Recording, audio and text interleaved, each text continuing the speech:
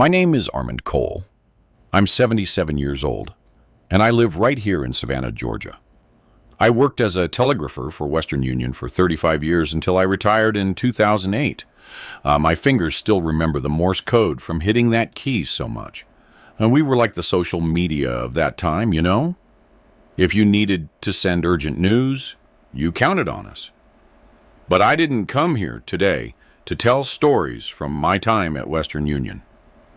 What I'm going to share with you is something I've carried for nearly 10 years, something that changed my life forever. It's a story of betrayal, death, and a discovery that knocked the ground right out from under me, the kind of discovery you never imagine happening in your own family. It still hurts to talk about it, but I feel like I need to get it out. Maybe it will help someone going through something similar, or someone who needs to think twice before making certain decisions in life. As we say here in the South, every choice is a road with no return. If you're enjoying my story, drop a like to cheer up this old heart. Subscribe to the channel so you don't miss my next life stories. And tell me in the comments where you're watching this video from and what time it is there right now. It makes me happy to know from which corner of the world and at what time of day you're listening to me. It all started in 2015. I was 67 back then. My wife, Maureen, and I had been married for 42 years. We built our lives here in Savannah, where we raised our two children, Michael and Chandra.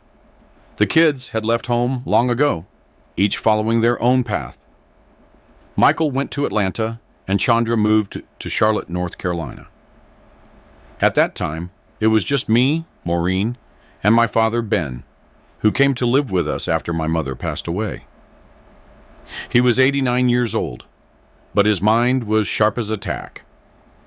He was an observant man, the kind who didn't miss a thing, always alert to everything happening around him, even when he seemed to be dozing on the rocking chair on the porch.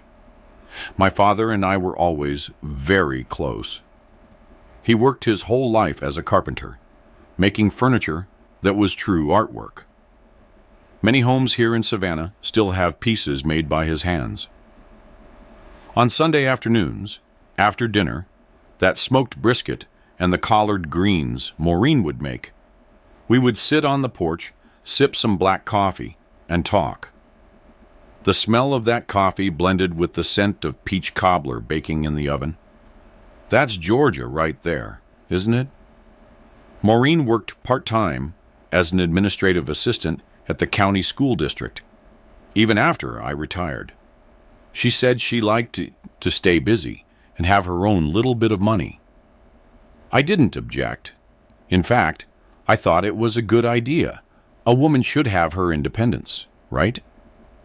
I traveled occasionally to visit my brother, Gary, in Statesboro, about 55 miles from here. He was also getting on in years and had some health issues. Since he was the only close relative I had, I went there to help him out, stay a few days, and take him to the doctor.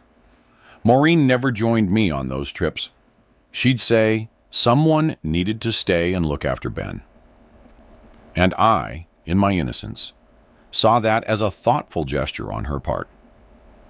What I didn't know was that while I traveled, something terrible was happening right under my own roof.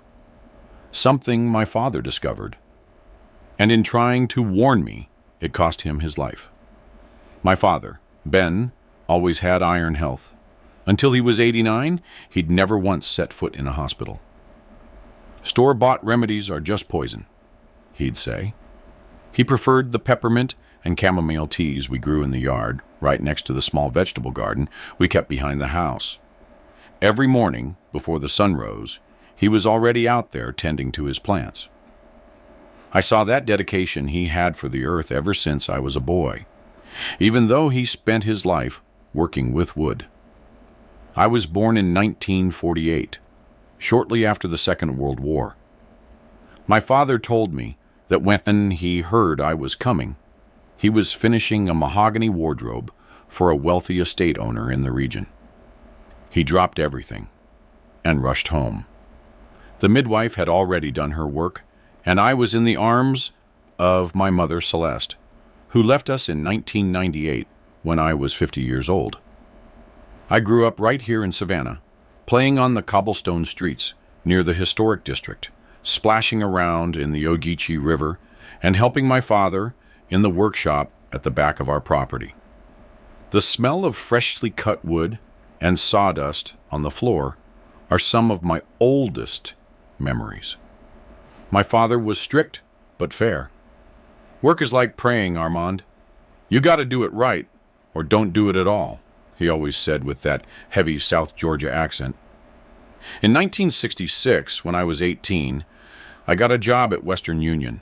Back then, having a son with a government job was a source of pride for any family. I remember the day I put on the uniform for the first time. My father wasn't a man of many words, but I saw the pride in his eyes. He clapped me on the shoulder and said, "See there, boy? Education gets you somewhere. Now you got a job that ain't never gonna run out." 5 years later, in 1971, I met Maureen at a church social. She was 20, I was 23. Black hair, brown eyes, and a smile that lit up any room.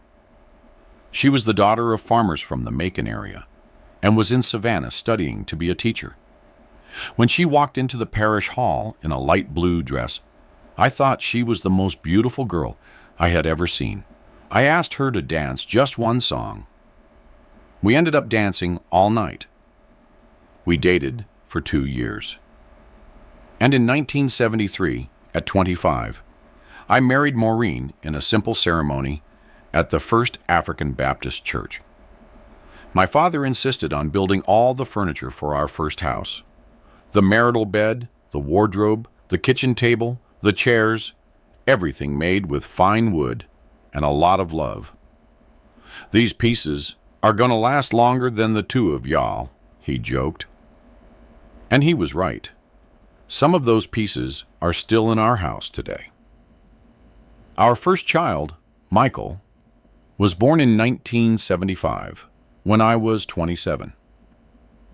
2 years later, in 1977, Chandra arrived. Maureen stopped working for a while to dedicate herself to the children, but later went back to teaching part-time. It wasn't easy raising 2 kids on a public servant's salary, but we managed. Sometimes I worked overtime at the telegraph office, especially during holidays like Christmas and New Year's when things were busy. Life went on its natural course. The kids grew up, studied, and graduated. Michael went to Georgia Tech for engineering in Atlanta and stayed there. He married a woman named Patricia and gave me 2 grandsons. Chandra graduated in marketing and went to try her luck in Charlotte. She also got married and had a daughter, my little granddaughter, Ana Lucia. In 1998, my mother passed away after a bout of pneumonia she couldn't overcome. It was a hard blow for all of us, especially my father. They had been partners for more than 50 years. I thought he wouldn't handle the loneliness. So, in 2000, when I was 52, I invited my father to live with us. Maureen didn't object. On the contrary, she always treated my father with affection and respect. At least, that's what I thought. The years went by. In 2008, at 60 years old, I retired from Western Union after 42 years of service. I thought I could finally enjoy my free time with Maureen, who was 57 at the time, take those trips we always postponed, visit the kids more often, see places beyond our beloved Georgia. But Maureen didn't want to retire with me. She said she was still too young, that she liked her job as an administrative assistant at the school district, and I respected that. Everyone has their own timeline, right? It was around 2012 when I was 64 that my brother Gary, who lived in Statesboro, started having health problems. He was 2 years younger than me, but diabetes had complicated his life. Since he was widowed and had no children, I started traveling frequently to help him. At first, they were short trips of 2 or 3 days. Then, as his health worsened, I'd stay a week, sometimes even 2. Maureen never accompanied me on those trips. "Someone has to stay and look after Ben," she'd say, and it made sense. My father was over 85, and despite his good health, it wasn't wise to leave him alone. I would leave Savannah with a heavy heart but a clear mind, knowing my wife was taking care of my old man. What I didn't know was that during my absences, my father was observing things that I, blindfolded by trust and love, would never imagine. Ben, with those keen eyes that seemed to miss nothing, was about to uncover a secret that would change our lives forever. In late 2014, when I was 66, my brother Gary took a turn for the worse. The doctors said the diabetes had affected his kidneys and he would need to start dialysis. That broke my heart, seeing my younger brother hooked up to machines 3 times a week. It was a very difficult time to cope with. The trips to Statesboro became more frequent. I would spend 2 weeks there, return to Savannah for 1 week, and soon have to go back. Maureen stayed home, caring for my father and working her job at the school. By that time, we had been married for over 40 years. The trust between us was something I considered unbreakable. At least, that's what I thought. It was January of 2015. I remember it well because it was school vacation time when I began to notice something different about Maureen's behavior. She, who had never been overly concerned with appearance, started dressing up more, wearing different clothes and new perfumes. One day, I got home early from one of my trips. I'd managed to catch a ride with a buddy heading to Savannah, and I found her coming out of the shower, all perfumed, at a time when she should have been at work. "I got off early today," she explained, before I even asked a question. "I had a headache." I didn't suspect a thing at that moment. After all, after so many years together, you learn to trust, right? Maureen had always been a good wife, a good mother, hardworking, and honest. Why would I ever doubt her? That same week, I got a call from Gary. He was doing poorly again and needed me. I packed my bag quickly and told Maureen I'd have to stay in Statesboro for at least 2 weeks. "Don't worry about a thing here. Go take care of your brother," she said, kissing me on the forehead. "Your daddy and I will be fine." Before leaving, I went to say goodbye to my father. He was sitting on the porch in one of those rocking chairs he had made decades ago. Despite being 89, Ben still had an upright, dignified posture. His eyes, though slightly clouded by age, maintained that ever-observant shine. "I'm heading to Statesboro again, Dad. Gary is not doing well at all." He looked at me for a time that seemed too long. Then he said something I only understood much later. "Take care of your brother, son, but don't stay away too long. There are things going on here you need to know." I thought he was talking about his health or some issue with the house. I gave him a hug, promised to return soon, and left. I spent 2 difficult weeks in Statesboro. Gary had to be admitted to the hospital. Doctors talked about a possible amputation because of a foot wound that wouldn't heal. I slept at the hospital, only leaving to take a quick shower at his place and then returning. I called home every day to check on Maureen and my father. "Everything's fine here. Don't worry," Maureen always said. "Your daddy is doing great. Eating well. No problems at all." On one of those calls, I asked to talk to him. I was surprised when Maureen said he had gone to bed early, as it wasn't even 8 o'clock at night. My father always slept late.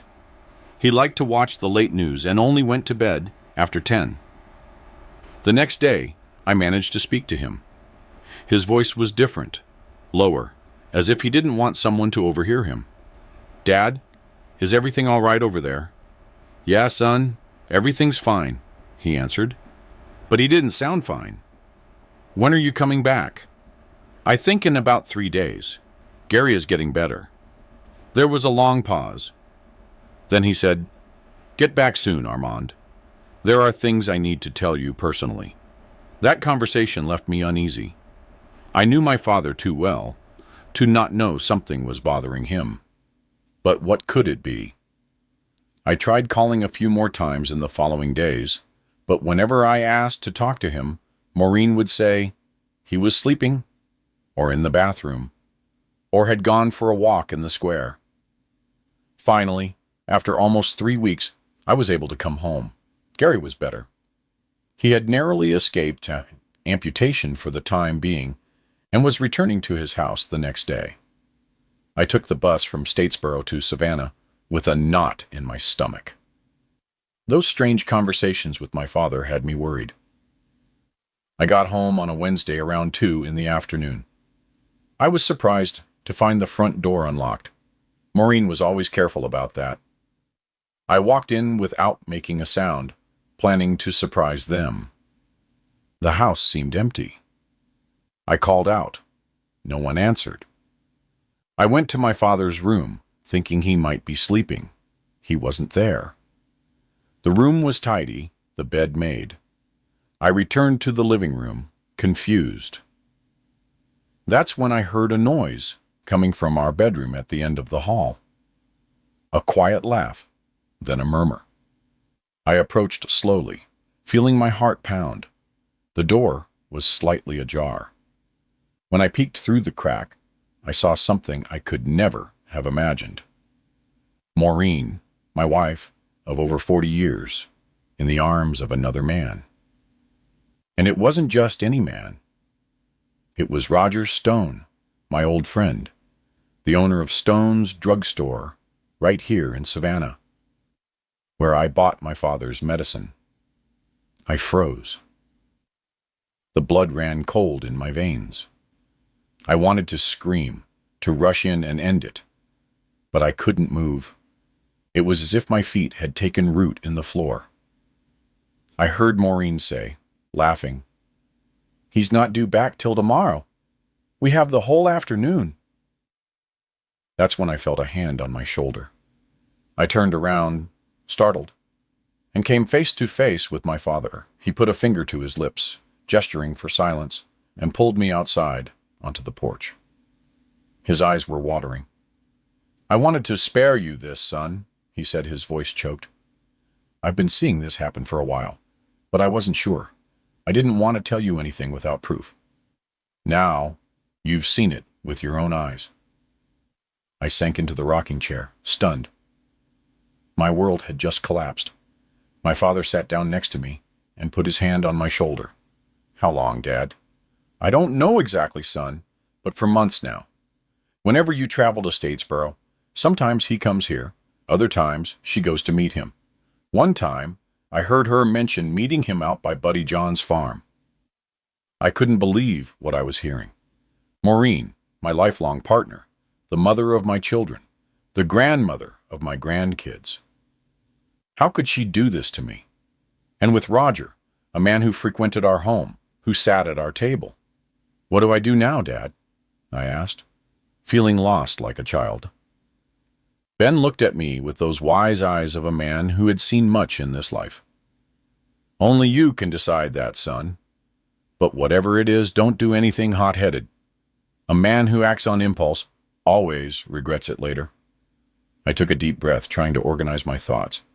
An immense rage swelled inside me, but at the same time, a deep sadness invaded my chest. Over 40 years of life together had just gone down the drain. "Let's get out of here, Dad. I don't want to confront her right now, not like this." We took the car and drove to the house of my friend John, who lived on the other side of town. On the way, my father told me more details of what he had observed in recent months. How Maureen would leave at strange times, how she would take calls and go outside to answer them, and how she changed the way she dressed and acted. I tried to talk to her, Armand, my father said. I told her what she was doing wasn't right, that you didn't deserve this. You know what she told me?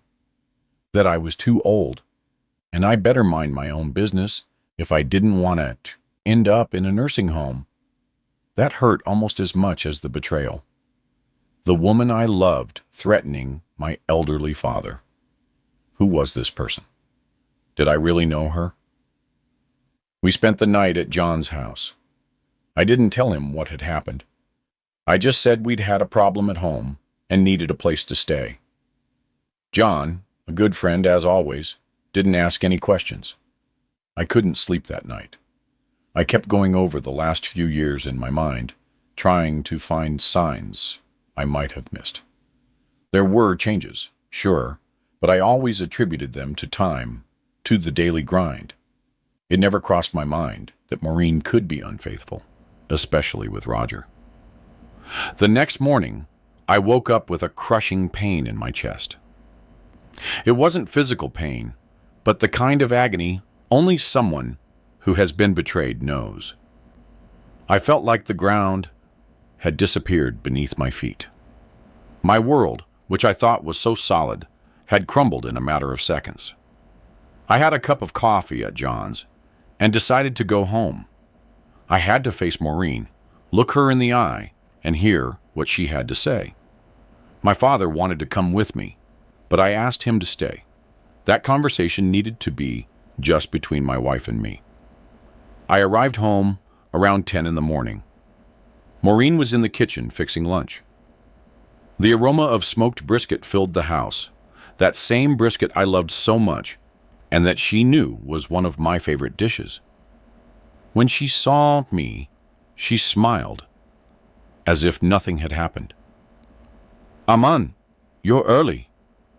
I didn't expect you until tomorrow." I stood in the kitchen doorway, watching her. How could she act so naturally after what she had done? How could she look me in the eye without feeling shame? "Where is my father?" I asked, keeping my voice firm. "He went for a walk round the square. You know how he likes to sit there and watch the traffic." I pulled out a chair and sat at the table. The aroma of fresh coffee and the cheese she had set out used to bring me comfort. That day, it only made me feel more sick. "Maureen, I saw you yesterday with Roger in our bedroom." The smile vanished from her face. The hands stirring the brisket stopped in midair. For a second, I saw fear pass through her eyes. Then an expression I had never seen before. Defiance.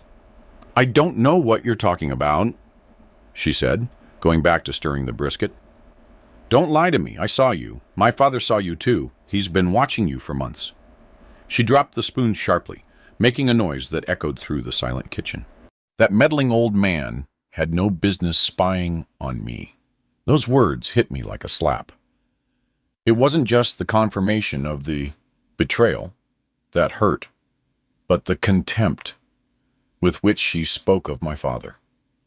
A man who had always treated her with respect and kindness. "How long, Maureen? How long has this been going on?" She sighed, as if she were tired of a conversation that had barely begun. "About 2 years, more or less. It started when you traveled for your niece's wedding in Atlanta. Roger stopped by to drop off some medicine for your father. We talked, and it happened. 2 years. 2 years of lies, deception, and false kisses. The pain I felt turned into rage. And why, Maureen? Why do this to me after so many years together?" She looked at me with a coldness I had never seen before. "You really want to know, Armand?" "Because I was lonely. Because you were never here, always traveling to take care of your brother, always worried about everyone but me. Roger gave me attention. He made me feel desired again. And that justifies betraying a marriage of over 40 years? Betraying the trust I put in you, turning our life into a lie? Life is too short to live with regrets, Armand. I did what I needed to do to feel alive again. Those words left me speechless. Who was this woman in front of me? She wasn't the Maureen I had built a life with, raised children with, and planned a peaceful old age with. And my father? Why threaten him? He told me you talked about sending him to a nursing home if he told me anything. She shrugged, as if it were unimportant. He was poking his nose where it didn't belong. He was always like that, always in our business, giving his opinion on everything. It was time for him to go to a place where people could take care of him. My blood boiled.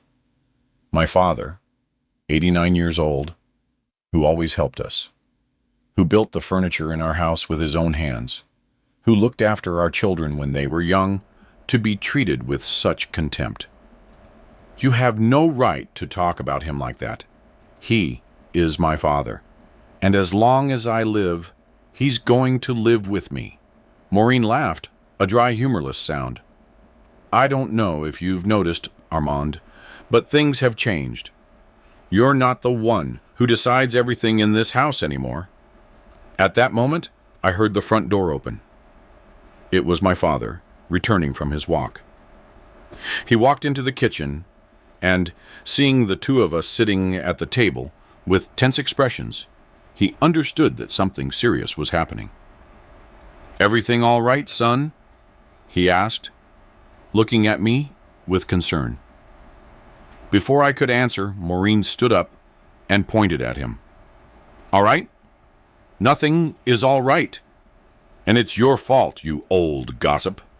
You didn't have to tell Armand what you saw or didn't see."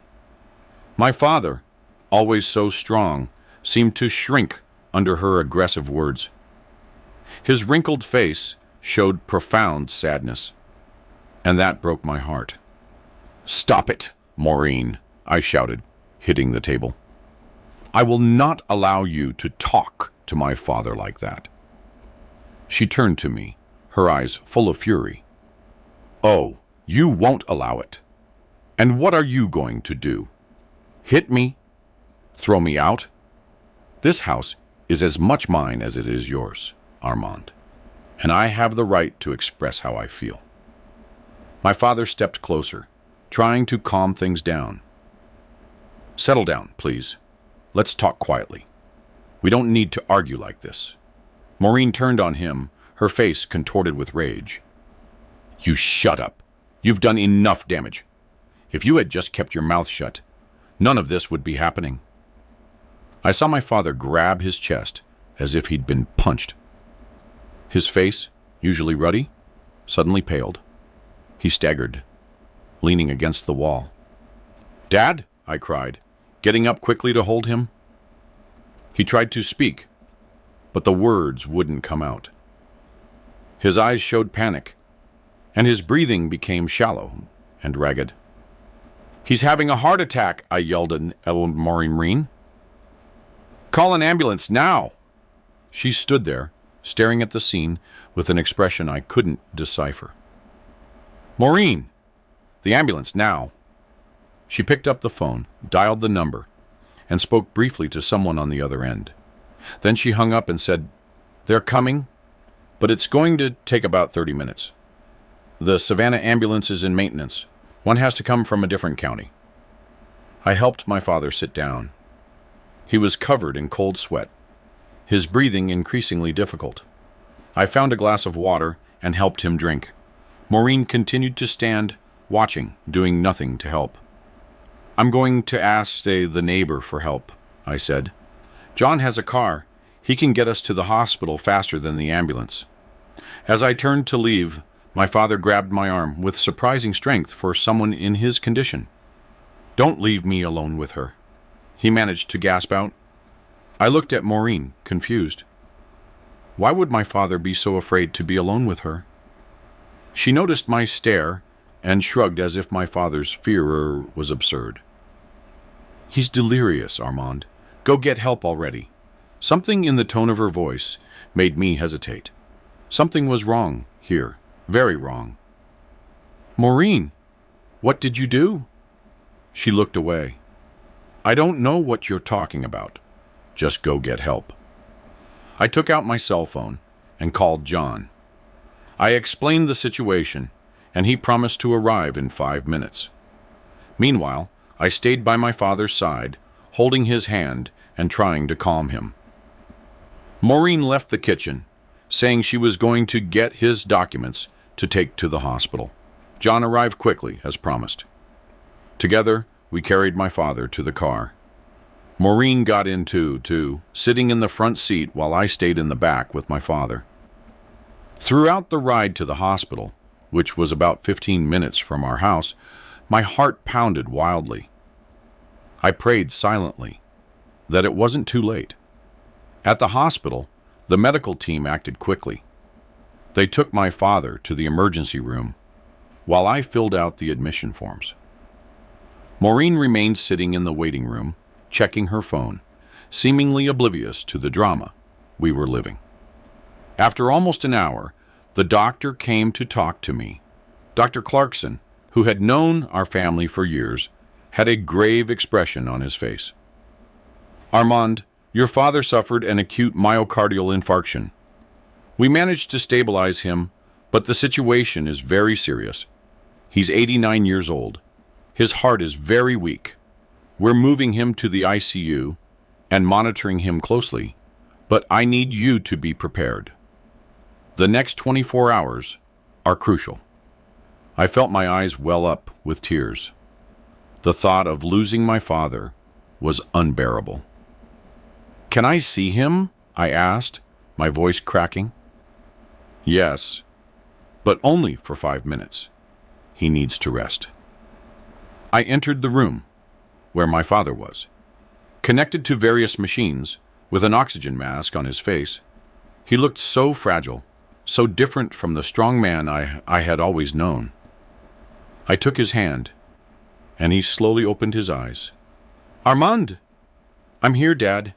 Everything's going to be all right. You'll recover. He squeezed my hand weakly and struggled to speak.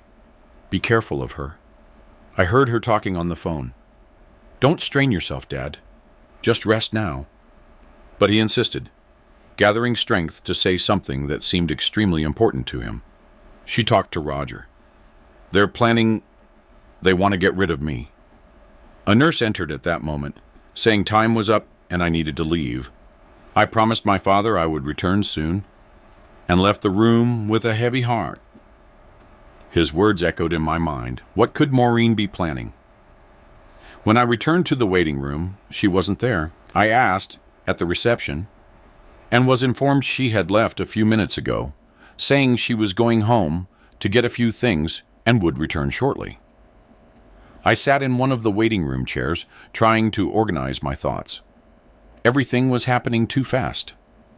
In less than 24 hours, I discovered my wife was cheating on me, had a terrible argument, and watched my father suffer a heart attack. It was as if my life had been turned upside down. I stayed at the hospital all night. Maureen never returned. I called her cell phone several times, but it went straight to voicemail. John, my neighbor, stayed with me for a few hours, but then had to leave. He said he would stop by the house to see if Maureen was there and would let me know. He called about an hour later.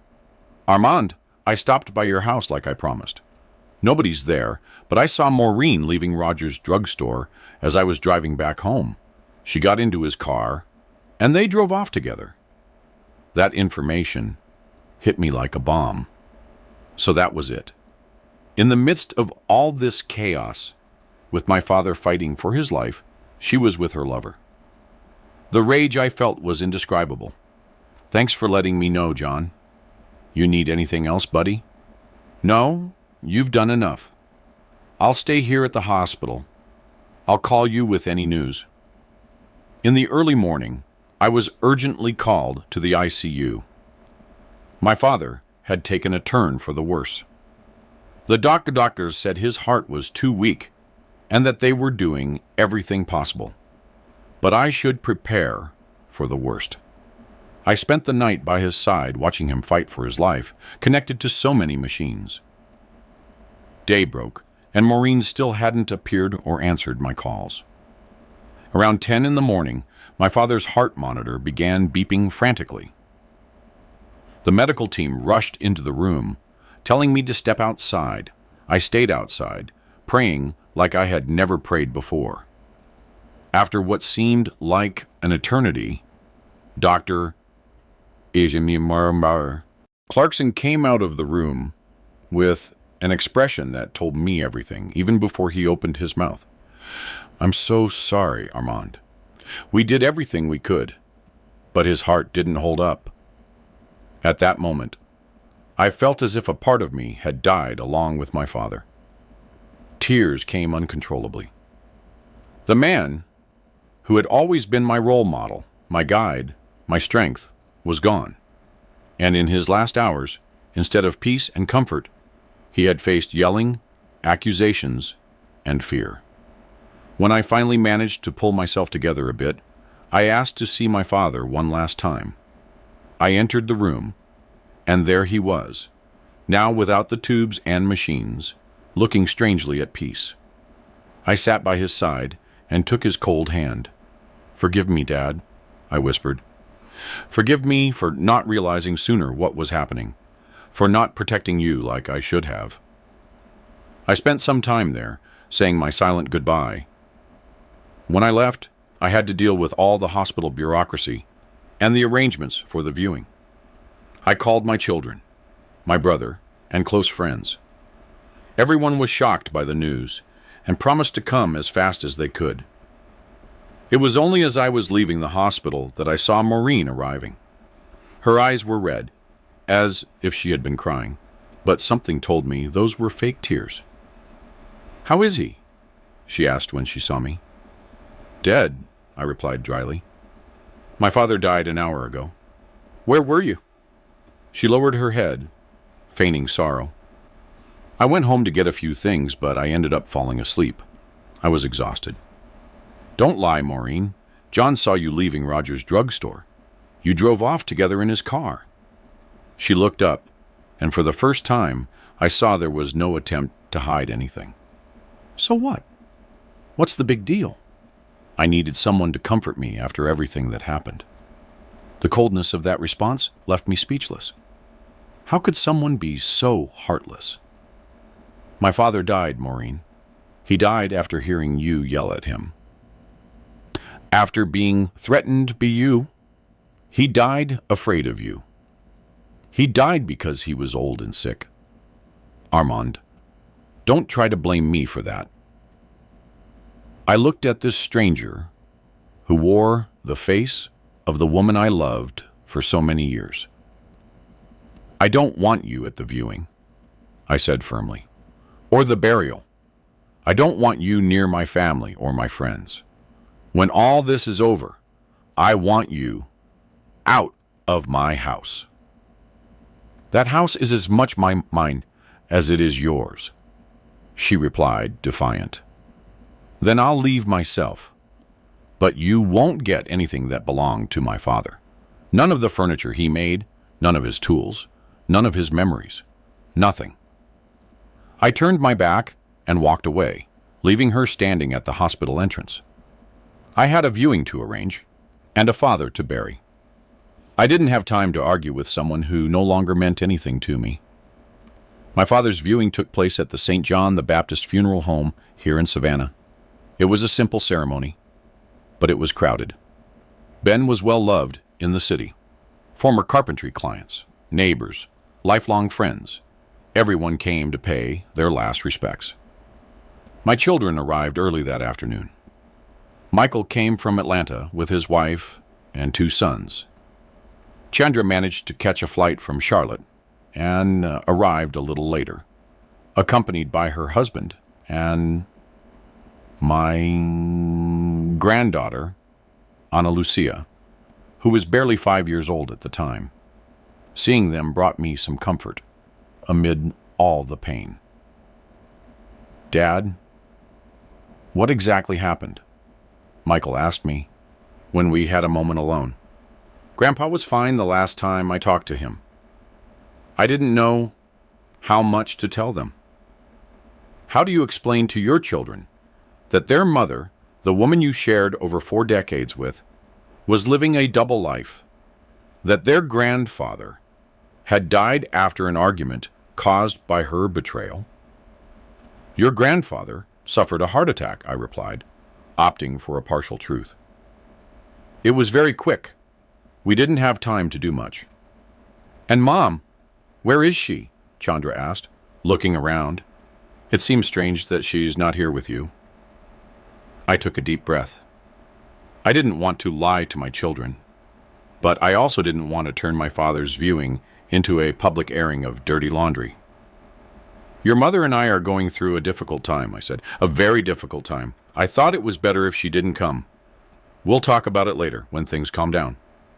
They exchanged worried glances, but respected my decision not to go into detail at that moment. The burial was the next morning, a gray January day, with that typical South Georgia drizzle. The sky seemed to weep with us as we lowered the casket into the earth. I closed my eyes and silently said goodbye to the man who had been my North Star, my guide, my whole life. We returned home, me, Michael, Chandra, and their families. The house felt different, as if my father's absence had left a void that nothing could fill. To my surprise, Maureen wasn't there. According to the neighbor, Mrs. Consuela, she had left early with a few suitcases. I prepared a simple lunch for the family, rice, beans, and some brisket that Mrs. Consuela had brought over to help. As we ate, we tried to maintain a normal conversation, recalling stories of Grandpa Ben, happy moments we had shared. But Maureen's absence hung over us like a dark cloud. After lunch, when my grandchildren went down for a nap and my sons-in-law went out to buy a few things we needed, I sat with my children on the porch, that same porch where I had talked with my father so many times. Now you can tell us what's going on, Dad, Michael asked. His voice was a mix of concern and firmness. I took a sip of the coffee Chandra had just poured, strong and hot, just the way I like it, and began to speak. I told them everything. The trips to take care of Uncle Gary, the changes in Maureen's behavior, the discovery of the affair, the argument that led to my father's heart attack, and his last words at the hospital. As I spoke, I watched my children's faces go from surprise to indignation, and then to sadness. Chandra cried silently.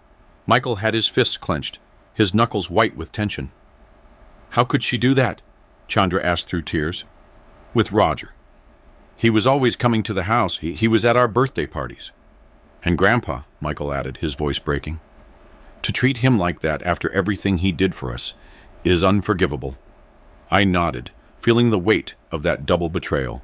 To me as a husband, and to my father as a father-in-law who had always respected her. There's one more thing, I said, recalling my father's final warning. Before he died, your grandfather tried to warn me about something. He said he overheard Maureen talking to Roger on the phone, planning something. He said they wanted to get rid of him. Michael shot up from his seat. You think Mom and that man might have done something to Grandpa? The question hung in the air, heavy as lead. It was a terrible suspicion, something I myself hesitated to consider. I don't know, I answered honestly. Your grandfather was very weak, speaking with difficulty. It might have just been his fear, the shock of the argument. But what, Dad? Chandra asked, wiping her tears. The doctor said the heart attack was natural, caused by age and the stress of the situation. But some things don't add up. Your grandfather always had iron health. He never had heart problems before. And the way your mother acted afterward, leaving to go off with Roger while your grandfather was dying in the hospital. We fell silent for a moment, each lost in our own thoughts. It was too serious an accusation to make without proof. Maureen was many things. A cheat, a liar, cruel in her words. But was she capable of something so terrible? of contributing directly or indirectly to my father's death? We need to investigate this, Michael finally said, a clear determination in his voice. If there's any chance at all that Grandpa's death wasn't natural, we have to find out. Where do we start? I asked. In Grandpa's room, Chandra suggested. Let's see if we can find anything that might give us clues about what he heard. We went to the room my father had occupied. It was a simple room, with a twin bed, an antique wardrobe he had built himself, a nightstand, and an armchair in the corner. On the wall were a few black and white photographs. Him as a young man with my mother, him with me when I was a child, him with the grandchildren when they were small. We started searching. We didn't know exactly what we were looking for, but we checked every drawer, every corner. It was Chandra who found a small notepad under the mattress. "Look at this, Dad," she said, flipping through the notebook. "Their dates, times, names." I took the notepad and started reading. They were notes written in my father's shaky hand. He had recorded with military precision the dates and times Maureen left the house when I was traveling, and when Roger came to visit her. He even wrote down partial conversations he had overheard. October 9, 2014, 3:30 p.m. She left right after Armand called to say he would stay a few more days in Statesboro. Came back at 7:45 p.m., smelling of different perfume. October 17, 2014, 2 p.m. Roger came by to deliver medicine. Stayed over 2 hours. Heard laughter in her room. November 2, 2014, 10 o'clock. Phone call. He'll be gone for at least a week. We can meet every day. Didn't hear who she was talking to, but I'm sure it was about Armand. The notes continued page after page, detailing an affair that had been going on much longer than Maureen had admitted. It wasn't just 2 years, but almost 4, according to my father's records. And the worst part, the last few entries were much more disturbing. January 12, 2015, 11 o'clock. I heard her on the phone. "I can't take this old man anymore. He knows everything. He's always watching me. If he tells Armand, it's over for us. I'm scared of what she might do." January 14, 2015, 4 o'clock. Tried taking that medicine with the strange taste. I pretended to take it, but I threw it away when she wasn't looking. My stomach has been upset since the last time I took it. The very last entry, dated January 15th, 2015, the day before the heart attack, chilled me to the bone. I overheard her talking. If he just died, it would be better for all of us. We could be together for real. Armand would sell the house. He surely wouldn't want to stay here with so many memories. I'm scared. Needed to talk to Armand when he gets back tomorrow. I looked at my children, who had read over my shoulder. The shock was stamped on their faces. "My God," Chandra whispered. Do you think they were poisoning Grandpa?" "I don't know," I replied, feeling a chill run down my spine. "But these notes show he was suspicious. He was afraid. And it matches what he tried to tell me at the hospital." Michael took the notepad from my hands and carefully examined it. "This is serious, Dad, very serious. We need to take this to the police." "But is it enough?" I asked. "They're just suspicious notes. We don't have concrete proof that anything was done to your grandfather." "Maybe not yet," Michael replied. "But this gives the police a good reason to investigate further. They can run tests, check if there was any substance in Grandpa's body. They can interrogate Mom, interrogate Roger. The idea of seeing Maureen being questioned by the police maybe even arrested, gave me mixed feelings. On one hand, if she truly had done something to harm my father, she deserved to be punished. On the other, she was the mother of my children, the woman with whom I had shared the greater part of my life. Let's think calmly, I said, trying to organize my thoughts. We need to be sure before we take such a serious step. And how are we going to be sure, Dad? Chandra asked. Grandpa has already been buried. There's no way to run tests now. Unless we request an exhumation, Michael finished. It's possible. If there's suspicion of a crime. The idea of digging up my father, of disturbing his eternal rest, repulsed me. But if it was the only way to discover the truth, to get justice. Plus, Michael continued, we need to search her room, see if we can find anything else, and check her cell phone if we can. There might be messages, calls that confirm what Grandpa wrote.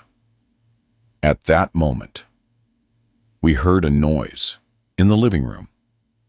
Someone had entered the house. I quickly put the notepad in my pocket and we left the room. To our surprise, it was Maureen. She was standing at the living room entrance, looking at us with an expression that was hard to decipher. My children, all together, she said, opening her arms as if expecting hugs that didn't come. I missed you so much. Michael and Chandra stayed where they were, their faces serious, their eyes cold. The tension in the room was so thick, you could cut it with a knife. Where were you, Mom? Chandra asked, her voice harder than I had ever heard her use with Maureen. I needed some time alone, she replied, visibly uncomfortable with the cold reception. Your grandfather's death hit me hard. And with everything else that happened before? Everything else that happened before? Michael repeated, taking a step forward. Are you talking about when Dad discovered you were cheating all on him with Roger? Or when you yelled at Grandpa, causing his heart attack? Maureen paled. She looked at me, then at the children, and understood they knew everything. Your father told you his version, apparently, she said, trying to regain her composure. But there are always two sides to a story. And what's your side, Mom? Chandra asked, tears welling up in her eyes again. What's your explanation for cheating on Dad after over 40 years of marriage? For treating Grandpa, who was always so good to you, like he was a nuisance? Maureen sighed and sat on the sofa as if her legs could no longer support her. You're young. You don't understand. Life isn't as simple, as black and white as it seems. Your father was always traveling, leaving me alone to care for the house and his father. Roger gave me attention. He made me feel alive again. And that justifies what you did? Michael asked, clear indignation in his voice. It justifies hurting Dad that way? It justifies being cruel to Grandpa? She didn't answer directly, looking away. As for your grandfather, I never wanted him to die. It was a tragic accident, a terrible coincidence. He interfered too much in my life, it's true, but I never wished him harm. Something in the way she said this, in the forced tone, in the gaze that wouldn't meet ours, made me doubt every word. It was as if every sentence was carefully constructed, rehearsed. And where were you the night my father died? I asked, watching her closely. When you left the hospital and didn't come back? She hesitated for a moment, as if choosing her words. I was confused, upset. I went to a friend's house. I needed to talk to someone. What friend? I asked, knowing full well it was a lie. You don't know her. She's a colleague from the school. John saw you leaving Roger's drugstore? I said, exposing the lie. You drove off in his car together. She closed her eyes for a moment. visibly annoyed at being caught in the lie. Fine. I went to see Roger. I needed comfort. Someone who understood me. While my father was dying in the hospital, I completed, unable to hide the bitterness in my voice. A heavy silence fell over the living room. No one knew what to say after that. It was Michael who finally broke the silence.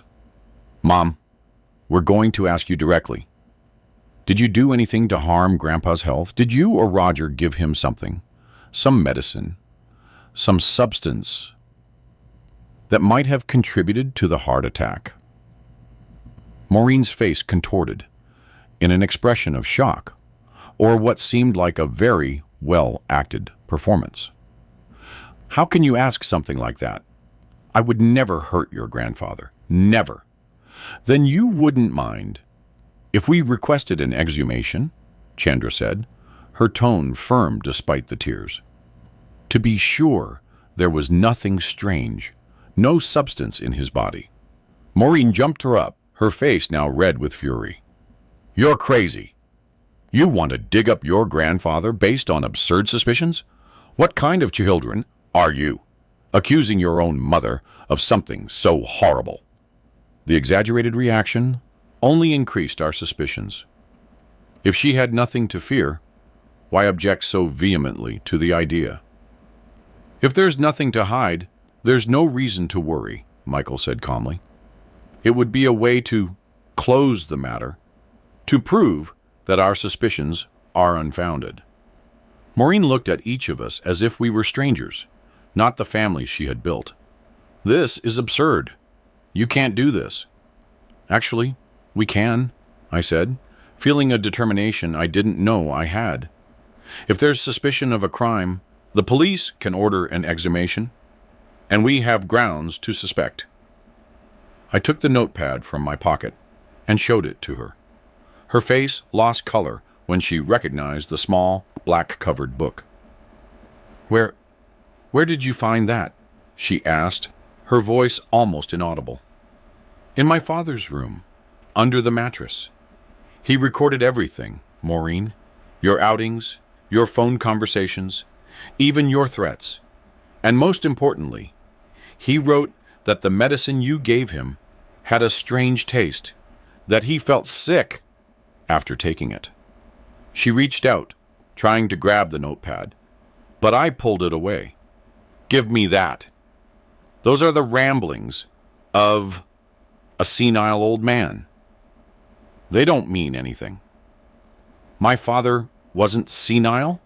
I retorted, the rage growing inside me. He had a clearer mind than most people half his age, and if he wrote this, it's because he had reason to suspect. Maureen looked cornered, like an animal trapped in a cage. Her eyes darted from me to the notepad, to my children, and back to me. I'm taking this to the police, I continued, along with a formal request for an exhumation. We are going to find out the truth, Maureen, no matter what it takes. She looked at me for a long moment, and then, surprisingly, a cold smile formed on her lips. Do what you want, Armand. You won't find anything because there's nothing to find. And when this is over, I'm going to sue you for slander and defamation. I'll take half of this house, half of your retirement, and you'll end your days alone and destitute. With those words, she grabbed her purse and walked out, slamming the door shut. The three of us stood in the living room, shocked by the encounter. There was something in her confidence, in the final threat, that made me uneasy. What if we were wrong? What if it was all a tragic coincidence, as she claimed? But my father's words at the hospital, his careful notes, Maureen's overreaction, everything pointed to something much more sinister than a simple marital affair. What do we do now, Dad? Chandra asked, her voice reflecting my own uncertainty. We go to the police, I replied, making a decision. We're going to show them your grandfather's notes and ask for an investigation. We'll leave it in their hands to decide if there's grounds for an exhumation or not. Michael nodded, putting his hand on my shoulder in a gesture of support. "We're with you, Dad, all the way." The next morning, Michael, Chandra, and I went to the Savannah Police Department precinct. It felt strange to enter that place where, in 67 years of life, I had never needed to set foot. The precinct was in an old building near the central square, with peeling paint and a ceiling fan that spun sluggishly, barely managing to alleviate the heat of that Georgian January. We were attended by Detective Sergeant Paul Ramirez, a man in his 50s with graying hair and a tired but attentive gaze. My son, Michael, being a lawyer, took the lead in the conversation, explaining the situation. The discovery of the infidelity, the heated argument, my father's heart attack, and most importantly, the notepad we found. The detective listened to everything with a serious expression, taking occasional notes. When Michael finished, he took the notepad and examined it carefully, page by page. "This is very serious," he finally said, taking off his glasses and rubbing his eyes. "If what's written here is true, we have indications that your wife and her lover may have attempted to poison your father, or at least contributed to the deterioration of his health." "Is it enough for an investigation?" I asked, anxious. "It's a start," he replied. "We need more evidence. But yes, I'm going to assign an investigator to the case. We'll interrogate your wife and the pharmacist. We'll check if there are records of suspicious substance purchases." "And what about the exhumation?" Michael asked. "Would it be possible to determine if there was any toxic substance in my grandfather's body?" The detective sighed and leaning back in his chair. "An exhumation is a complex procedure, Mr. Cole. It requires a judge's authorization, and it's only granted when there are strong indications of a crime. This notepad is important evidence, but we need more. Furthermore, depending on the substance used and the time elapsed, it can be difficult to detect." "How long ago was your father buried?" he asked, turning to me. 2 days, I replied. "That's good. The less time, the greater the chances of finding evidence. I'm going to start the process today, but I can't promise the exhumation will be authorized." We left the precinct with mixed feelings. On one hand, it was a relief to know that the authorities would take our suspicions seriously. On the other, the idea that my father could have been poisoned by Maureen and Roger caused me indescribable pain. In the days that followed, the police began their investigation. Maureen was called in to testify, as was Roger. Both vehemently denied any involvement in my father's death. According to the detective, they confirmed the extramarital affair, but insisted that Ben's death had been natural, caused by his advanced age and the stress of the argument. A week after the burial, I received a phone call from Detective Ramirez. "Mr. Cole, we have news. The judge authorized the exhumation. It will take place tomorrow morning." My heart raced. It was what we had hoped for. But now that it was about to happen, I felt a mixture of anxiety and dread. Michael and Chandra decided to stay a few more days in Savannah, postponing their return home to follow the investigation's development. The next morning, we headed to the cemetery.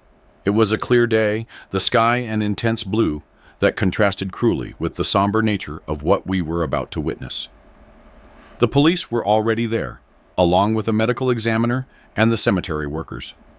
A few curious onlookers gathered at a distance, drawn by the unusual activity.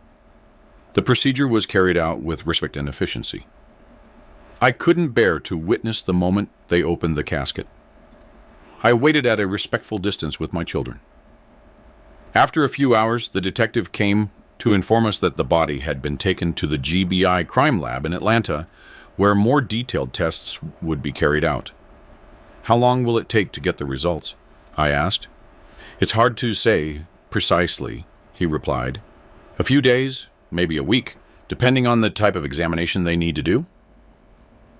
That week of waiting was one of the hardest of my life. Every minute felt like an hour, every hour a whole day.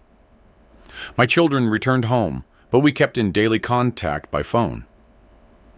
Maureen was staying at a friend's house, or so she said, and we hadn't spoken since the argument.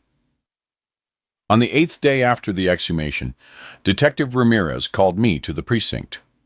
From his voice on the phone, I knew he had important news. When I arrived, he was sitting behind his desk with an open folder in front of him. "Mr. Cole, we received the results of the toxicology tests," he said as soon as I sat down, "and they confirmed the presence of a acidic substance in your father's body." I felt as if the air had been sucked out of my lungs. "What substance?" I managed to ask. "Digitoxin. It's a cardiac glycoside used in some medications for heart failure. In normal dose, it's therapeutic. In high dose, it can cause severe arrhythmias and cardiac arrest." "And my father was taking this? How?" "According to the report, the substance was present at levels far above therapeutic. Considering your father had no prescription for this medication, the conclusion is that it was administered criminally." I closed my eyes, trying to absorb the impact of that revelation. My father hadn't died of natural causes. He had been poisoned. "What happens now?" I asked, my voice barely audible.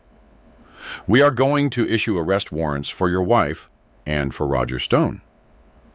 Analysis of his pharmacy records showed that digitoxin was purchased in recent months without the corresponding medical prescription.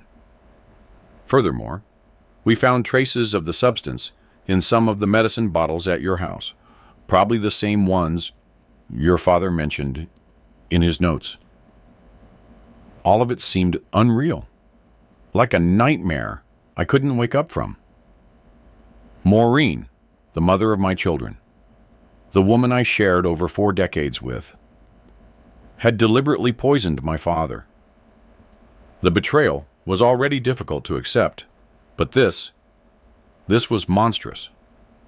"When are you going to arrest them?" I asked. "We're organizing the operation right now.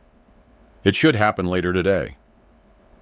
I left the precinct and walked aimlessly through the streets of Savannah. My head was a whirlwind of thoughts and emotions.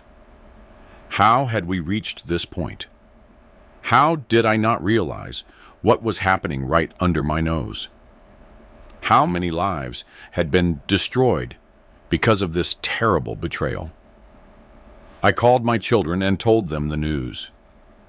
They were as shocked as I was. Chandra cried over the phone, unable to believe that her own mother could do something so terrible. Michael, always more practical, promised to come back immediately to support me during what was to come. That same afternoon, Maureen and Roger were arrested. The news spread quickly through the small city, causing an unprecedented scandal. Pharmacist and lover poison elderly man to claim inheritance, the local newspapers blared. It was humiliating to see my private life exposed that way, but even more humiliating to know I had been deceived for so long. In the following days, more details emerged. During interrogations, Roger eventually confessed. According to him, the plan had been Maureen's idea. She wanted to get rid of my father, who was discovering their affair, and then convince me to sell the house and move to Atlanta to be closer to the grandchildren. With the money from the sale, they planned to open a bigger pharmacy in another city where no one knew them and start a new life together. Digitoxin had been chosen because in small, continuous doses, it would cause symptoms easily confused with common health issues in the elderly: dizziness, confusion, loss of appetite, and the idea was to gradually deteriorate my father's health so that his death would seem natural when it finally occurred. But my father, suspicious, had started discarding the medication Maureen gave him.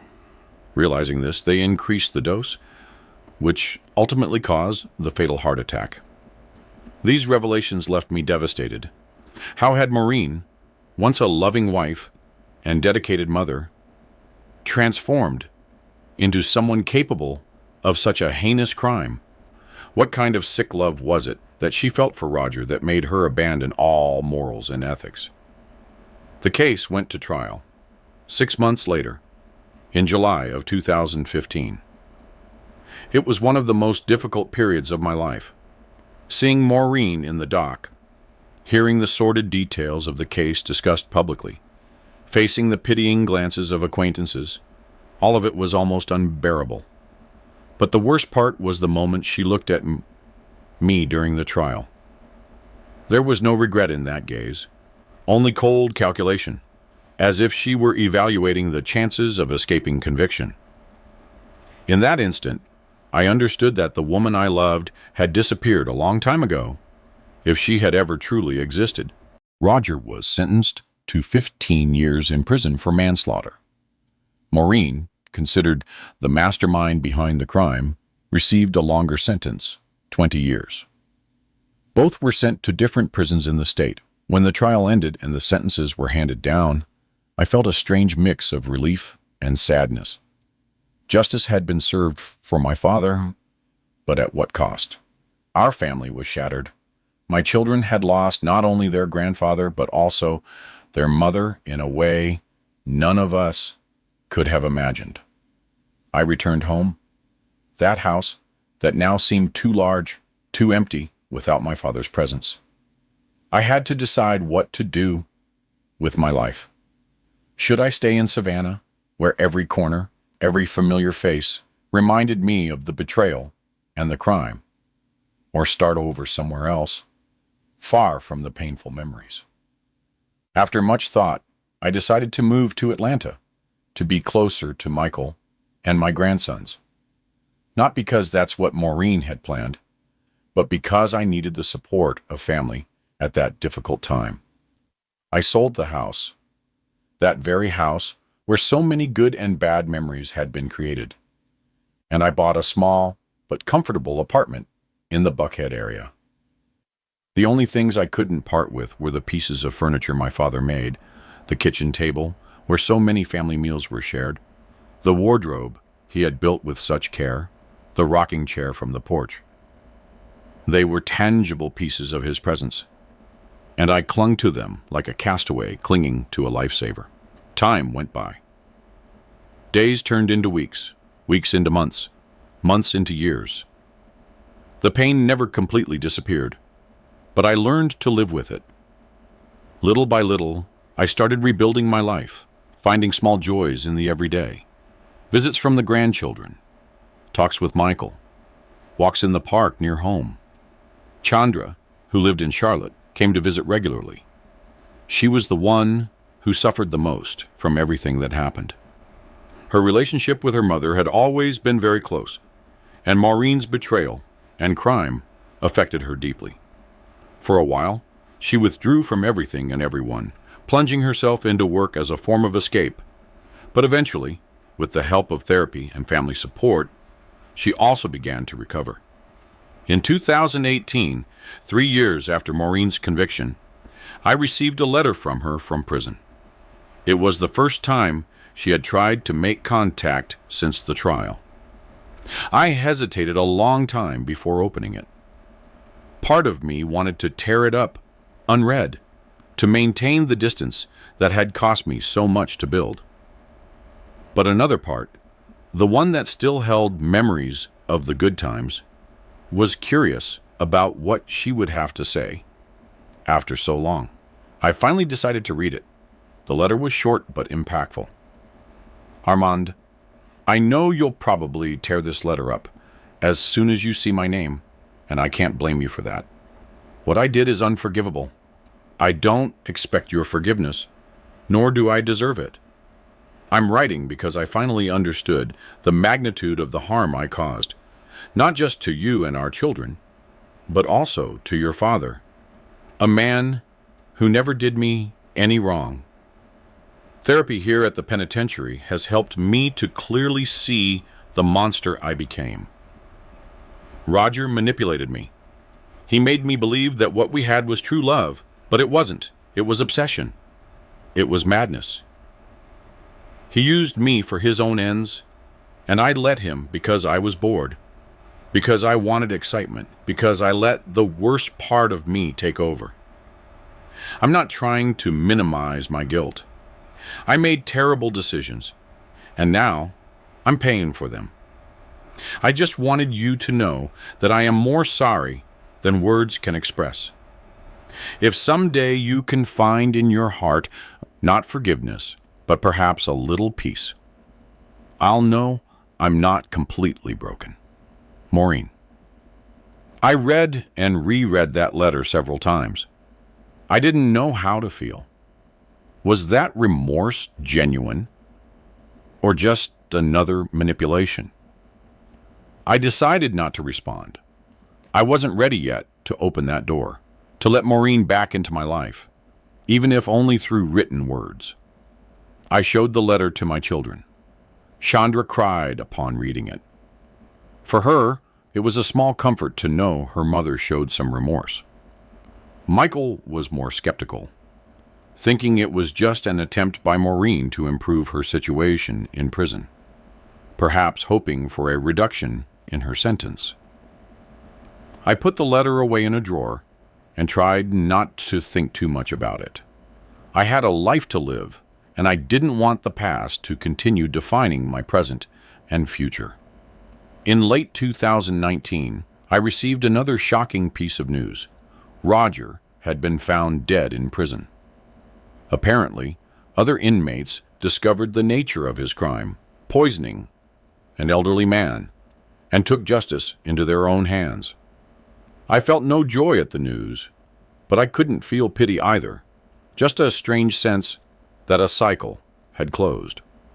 A few months later, in March of 2020, the world turned upside down with the arrival of the COVID-19 pandemic.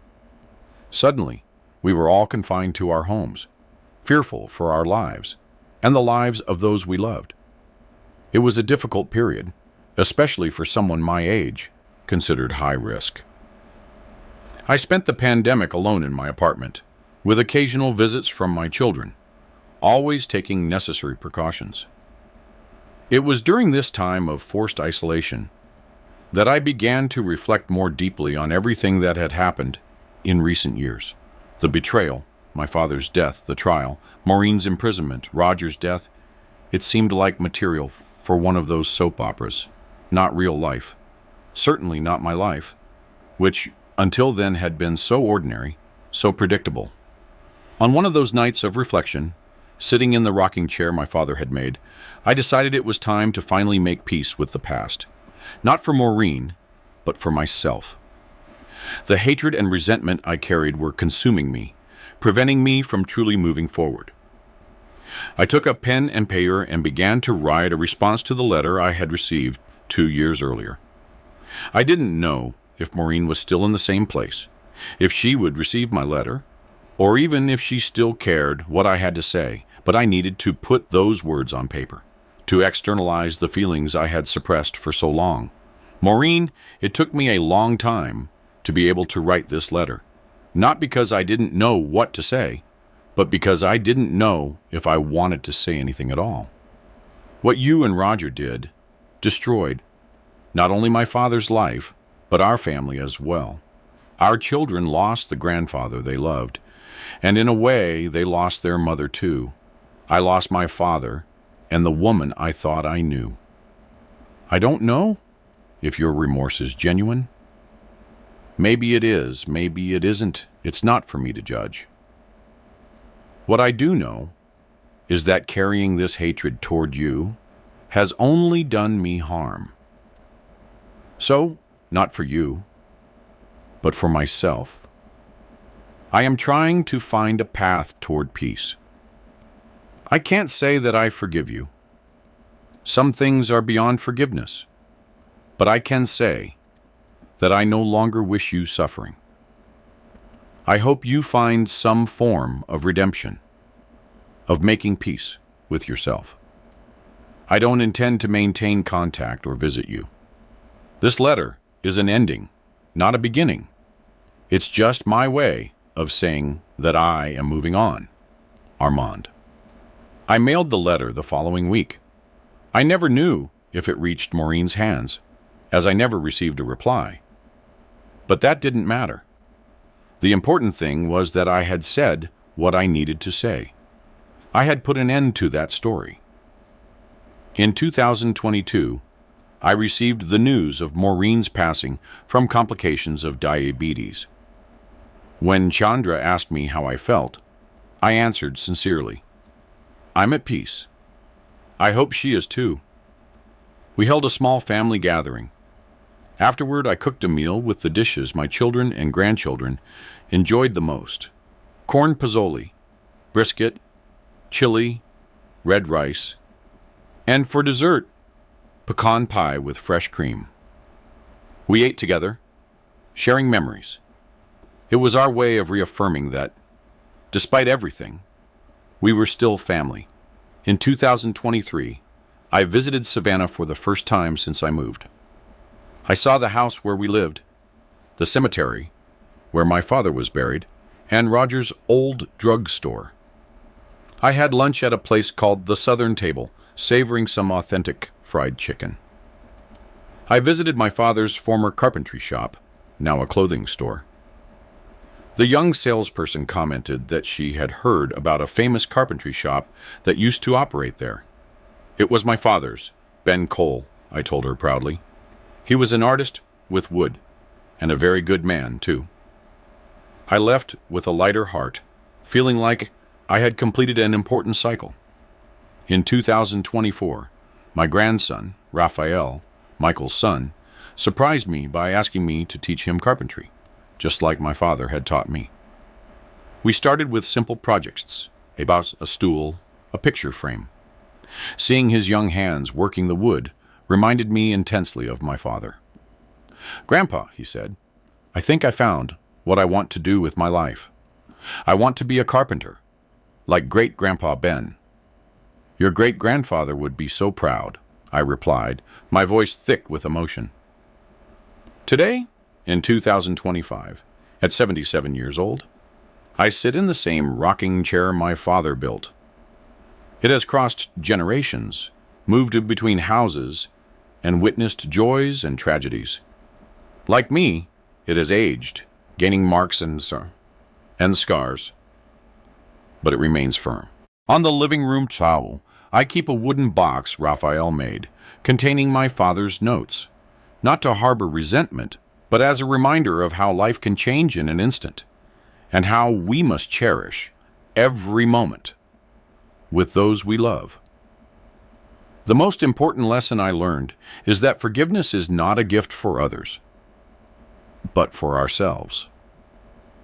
To forgive doesn't mean forgetting or pretending the pain didn't exist, but freeing yourself from the shackles of the past. Did I fully forgive Maureen? Maybe not. Some wounds are too deep, but I found peace. I didn't let her actions define the rest of my life.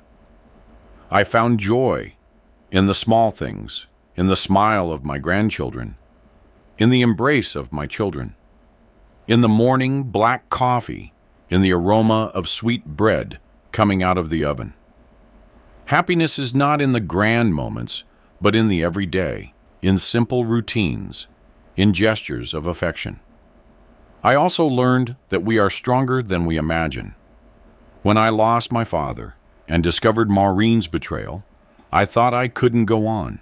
But here I am, years later, not just surviving, but living with purpose. Life is like a carpenter's work. It starts with a raw piece, full of imperfections. It takes patience to sand down the rough edges, skill to cut in the right place, and wisdom to know when a part should be discarded. And in the end, if we have luck and perseverance, we create something beautiful that remains after we are gone. If you're enjoying my story, drop a like to cheer up this old heart.